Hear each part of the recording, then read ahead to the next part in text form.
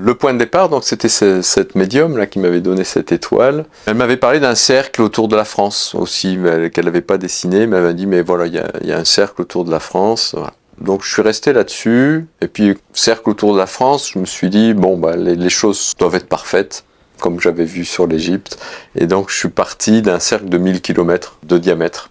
Et comme diamètre central, ben, le plus évident, c'était de prendre le méridien de Paris. Et en plus, en dessinant ce cercle, je voyais que le haut du cercle pouvait correspondre à la hauteur de Stonehenge.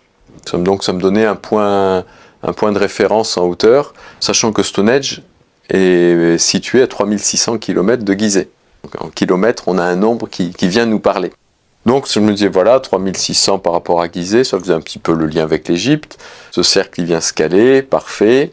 Jusqu'à ce que je découvre que le point central venait se localiser sur un petit hameau qui s'appelait l'Équerre. Au-dessous de Bourges, et pas à la hauteur de Saint-Amand-Montrond. Je ne l'ai pas vu tout de suite en plus. C'est parce que comme c'est 2 maisons ou 3 maisons, il fallait vraiment zoomer avec Google Earth. Moi j'avais vu que mon centre il tombait dans la campagne, donc à l'époque, au tout début, j'avais pas cherché plus que ça. Et c'est que quelques mois après que je vois ce truc, l'Équerre, à 2 km du point central. Je me dis mais ça c'est quand même incroyable, ça me ramène encore à l'Égypte. Donc on part de l'Équerre au centre de la France, on est sur le méridien de Paris, on dessine un cercle de 1000 km, et là on englobe la France, vraiment on arrive sur la pointe alsacienne la plus extrême, on vient border la côte méditerranéenne, ça prend les Pyrénées, il y a juste un petit bout de la Bretagne qui rentre pas dans le cercle. Là pour ça il faudrait dessiner un deuxième cercle un petit peu plus grand qui vient, et s'il vient vraiment border au plus juste la côte bretonne sur l'endroit le plus éloigné par rapport à l'Équerre, si on cherche le rayon qui vient vraiment border au juste, là on tombe sur un cercle qui fait 3600 km de circonférence. Donc on retrouve encore ce 3600, hein, avec la référence du 360, le 360 degrés du cercle. Voilà. Donc ça aussi c'était un élément troublant qui venait conforter la géométrie globale de la France dans lequel s'inscrit cet hexagone. Ce cercle de 3600 km, il a en plus une particularité, c'est que le point de latitude nord, sur le méridien de Paris, si on regarde le point haut, eh bien on se trouve à la latitude 51 degrés 51 minutes, qui correspond à l'angle de la Grande Pyramide. Et en confirmation de mon cercle de 1000, j'ai eu plusieurs autres confirmations qui sont venues se greffer après coup, du point haut du cercle de 1000 jusqu'à Gizeh, avec un principe de ligne courbe qui se dessine avec Google Earth automatiquement. Je passe sur le Saint-Mont et j'arrive sur Gizeh.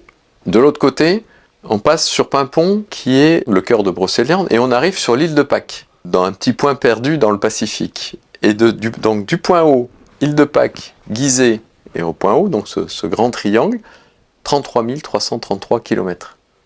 Donc là, je me suis dit, oh bah ok, banco, mon cercle, il est calé au niveau hauteur, il est bien calé parce que je pouvais jouer un petit peu, mais là, il s'est bien calé. Ça, c'était un premier point de confirmation.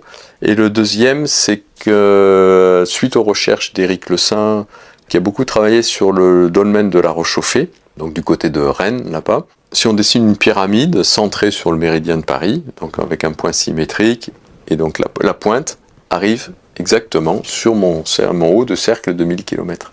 Donc ça venait aussi reconfirmer qu'il y avait quelque chose, sachant qu'en plus la Rochechauffée est à 314 km de l'Équerre.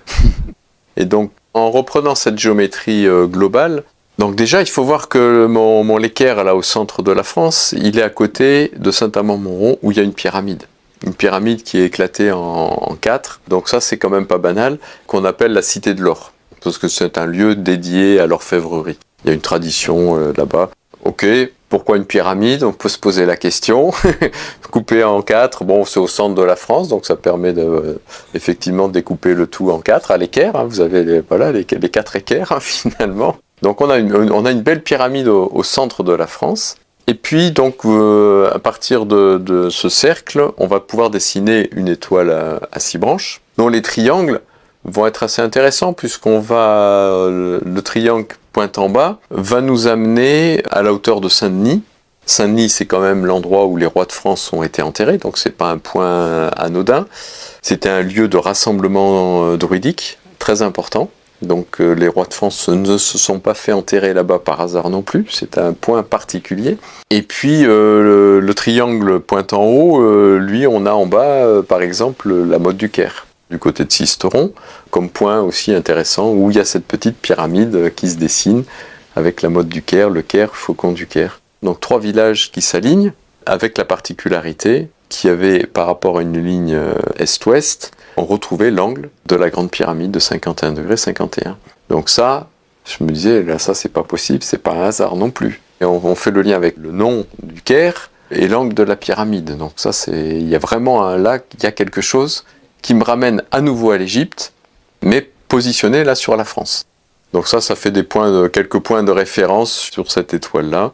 Le point amusant, c'est que sur cet axe de Paris, d'ancien méridien 0, c'est que le dernier village le plus proche du méridien avant la frontière espagnole s'appelle Pi, PY. Donc ça aussi, ça s'invente pas, puisque mon cercle finalement de 1000 km de diamètre, il fait pi fois 1000 de circonférence. Hein, on retrouve... alors bien sûr, on peut jouer sur les mots, parce que pi, ça vient de Pyrénées, mais quand même, c'est là. Donc finalement, en travaillant sur cette géométrie sur la France, ça m'a fait un peu comme pour l'Égypte et les étoiles. C'est-à-dire qu'au début, on se dit, ouais, il y a un truc qui paraît dingue, mais bon, ça pourrait être une simple coïncidence. Et puis quand on voit tout ce qu'on a trouvé avec Georges Vermars, à un moment donné, on s'est dit, non, c'est plus de la coïncidence, c'est plein de concordances qui viennent nous montrer qu'il y a quelque chose d'autre qui nous dépasse finalement complètement.